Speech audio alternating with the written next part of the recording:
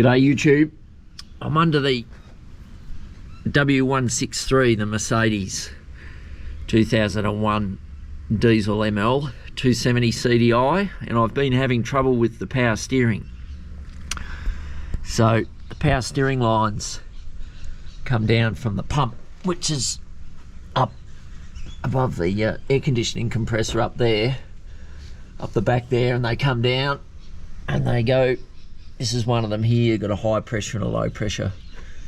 Got another one in there with the clamps on it.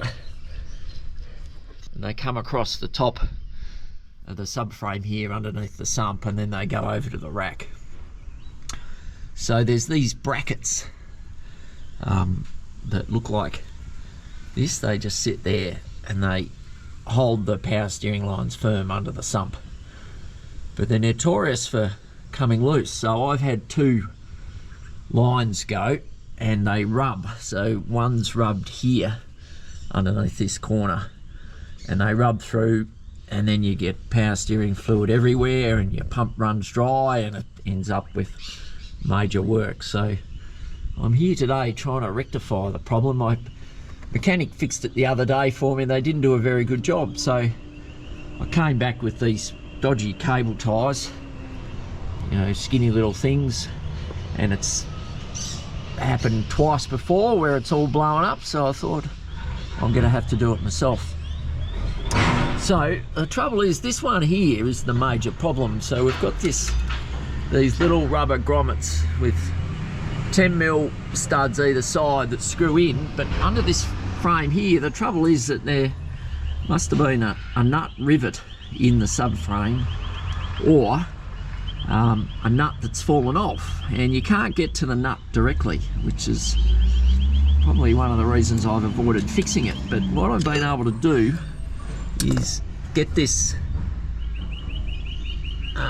stud here. I'll see if I can get in there, and that's it in there. That's the one there. It's sort of hidden away. There's a bit of steel in front here. There's these lines that run through here. I guess there's something to do with the air conditioning or brakes or something. They clip into there. That sits on the frame, which the stud goes through. Yeah, so I've been able to get underneath the stud. I've put a lock nut. So it's an M6, but a 10mm socket.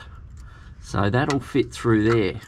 This is a nice Sid Chrome set. Borrowed it off my son. You could probably use a ratchet system with a universal joiner on the corner there, but I've been able to get that up under there, and just by feel, knowing the angles of all of this, put that in there and just feel around and put an M6 lock nut in there on the 10mm socket, and then get that to bite on the stud as it comes down through. So there's the bracket for the smaller line. So the stud goes through two layers of metal, and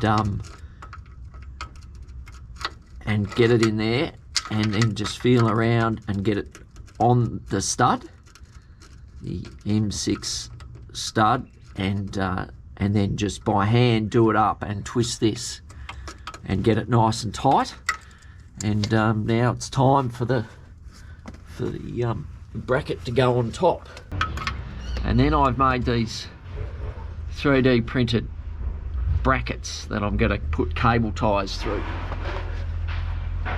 So the cable ties are going to go through there like that, and the power steering lines through there, and we'll tie it all up and put a nut on top of those studs, and hopefully she holds firm, and that'll replace this contraption here.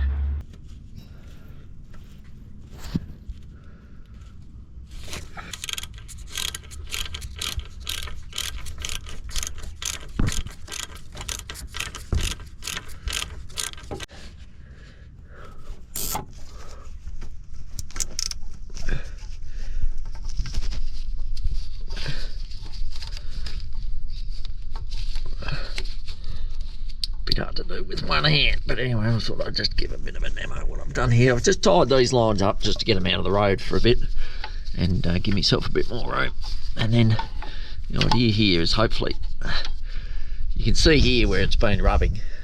And I think the other factor here is the engine mounts. You've got to keep your engine mounts replaced. They wear out. It's a job you can do it yourself.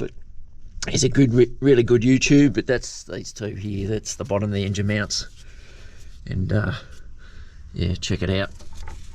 We'll get those replaced, because what happens is as the engine mounts wear down, the sump comes down and puts extra pressure and on top of the power steering lines, and then with less room there's just more contact points and more rubbing. So, and you can see here, unless I get this pulled over, that even with this new setup with the brackets, I'm still going to get rubbing, and probably the same problem as where the patch and the weld job's been done.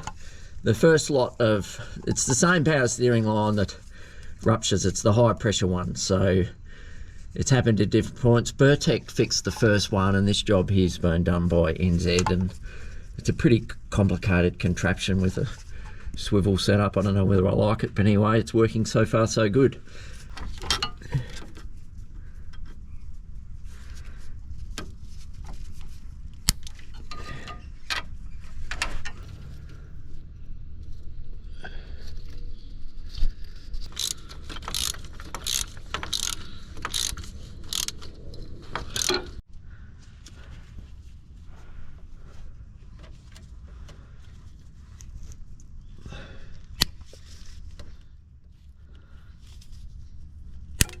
There we have it.